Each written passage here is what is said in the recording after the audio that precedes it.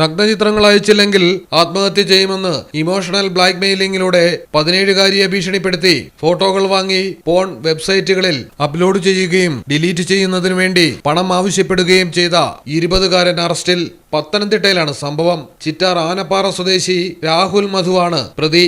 ഇരുവരും പ്രണയത്തിലായിരുന്നു. പ്രണയം അങ്ങനെ തുടരവെയാണ് പ്രതി പണം തട്ടാനായി പുതിയ തന്ത്രം പയറ്റിയത്.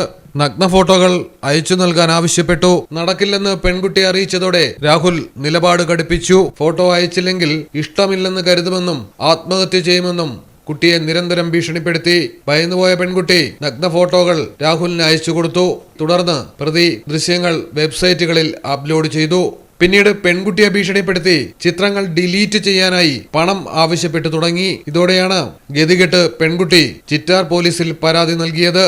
ഇൻസ്പെക്ടർ ജി സുരേഷ് കുമാറിന്റെ നേതൃത്വത്തിലുള്ള സംഘമാണ് രാഹുൽ മധുവിനെ പിടികൂടിയത്. മലയാളം ടെലിവിഷൻ, പത്തനംതിട്ട.